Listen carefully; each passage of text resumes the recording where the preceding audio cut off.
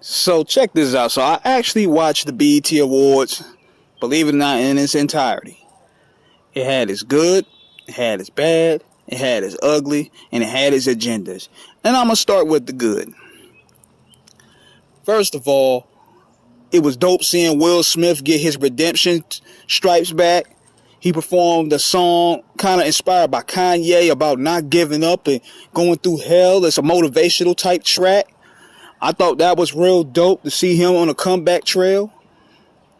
And it goes to show you that you can't cancel Will Smith, man, because Will Smith provided so many memories, so many blockbuster movies, so much good music, comedies, all that shit. It's hard to really cancel somebody like that. So kudos to Will Smith on that performance. Then you had Lauryn Hill. Lauryn Hill was probably the best performer of the night. Believe it or not. It was the best performer of the night because she's from that cloth.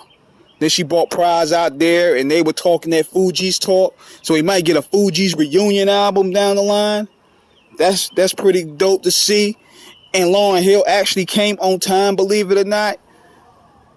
It was very interesting to see. Even though she could be a diva. When it comes to performance, L Boogie get on it. So, then, what could have been better? You had the Usher tribute, which was done by women. First of all, as a heterosexual male, I don't knock it. There are a lot of pretty ass women out there. But at the same time, a lot of people were asking the question, where were the males? Where could he get any male singers that could give Usher a tribute? It goes to show you the lack of focus that R&B has on the male demographic. It goes to show you the lack of focus that it has in today. That's number one. Number two, it seemed to me that it was pushing this bisexual, over-sexualized agenda. You seen that with Tiana Taylor's performance, where she was coming off like a masculine stud performing as Usher. All the girls were singing songs that Usher was singing to women. So you're basically pushing that bisexual agenda.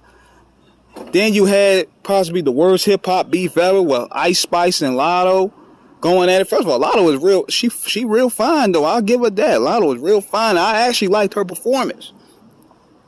But there wasn't really much of a balance, man. Like everything was over sexualized and it was pushing some type of agenda. I did like the little kids when they was doing their performance. That was cool. Sexy Red, I turned the channel on that and I didn't want to see that shit. Then Usher did his speech and something bizarre happened. They censored the majority of the speech.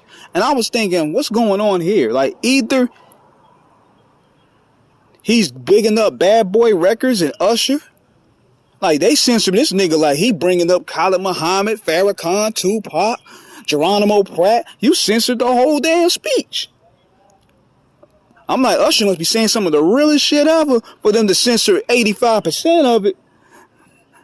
Either that or they're trying to censor, get that, they don't want no flack for this Diddy situation. Because Puff played a heavy role in Usher's development as an artist. And other things. But, we're not going to go deep in that.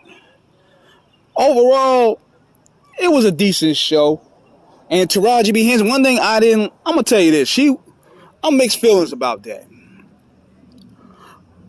When I'm watching a music show, I don't want to hear political shit all day. I want to be entertained. And I knew when Joe Biden fumbling like he did, they was going to put the battery back behind a lot of these niggas to push this voter shit. And that's what they really started to do.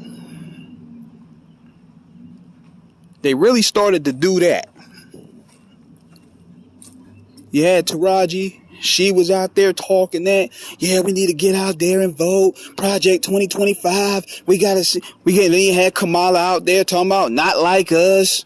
Then you had Killer Mike out there talking about the importance of black voting. And Killer Mike, man, I swear, that nigga know how to seize the moment when it comes to award shows. I will give him that. But Then Taraji did it again. She was thinking about talking all this voting shit. And I'm like, here we go again. It's voting election season. We got to hear this shit.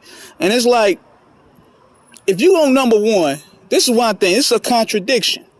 If you're going to go the political route like that, bring people that's at least with the message.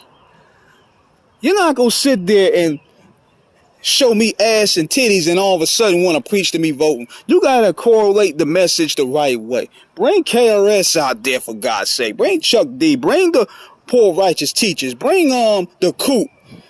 Dead Prayers. Bring people out there like that. Shit. Because you sitting there, it's basically contradicting the message. Because it's telling me, oh, if I don't do this or do that, if I don't do this or do that, we're gonna be in chains. We're gonna be over there. We're gonna be doomed. That's not the message to send. You can't scare people to the polls. And number two and number three and number four, you don't really see a lot of these motherfuckers, man. Just like I said the other day. Why now? Y'all all of a sudden showing up the BET Awards shows and Grammys pushing the vote. But we ain't seen y'all in 3 years. Shit been fucked up and nobody cared. And all of a sudden, election season coming up, you see Biden fumble. So now everybody all of a sudden want to push this voter narrative now. It's looking too forced. It's looking too cheesy. Because get people that's along with the program to push the message. Chuck D won't available? Even though Chuck D may be working for the power now, at least bring him. Same with Ice Cube. Bring Ice Cube out there. If you're gonna push an agenda, you gotta balance it. Shit, where's David Banner? David Banner is good for this. You're not gonna sit there and talk about the importance of voting and then bring sexy red ass out there. That's contradicting the message. But overall, it was a decent show, man. It was over the top pander. You could tell there's an agenda. People were saying that it's basically a Democrat Party endorsed BET Awards. Because you're seeing all the agendas that fly with the party, man. You start seeing the bisexualism, the gay agenda. You had Saucy Santana out there. You had the voter agenda. All that shit rolled into one. And sometimes us, we like, look, man, we just want to be entertained, man. We hear this bullshit every single day. Just keep to the meat and potatoes, just entertain for 2 hours. Nothing wrong with bringing the sound message out and even going out there and really seeking real shit. But when you start beating it down time and time and time again, it looks forced. But that's my thoughts about the BET Awards, man. Subscribe, hit the like button. Peace.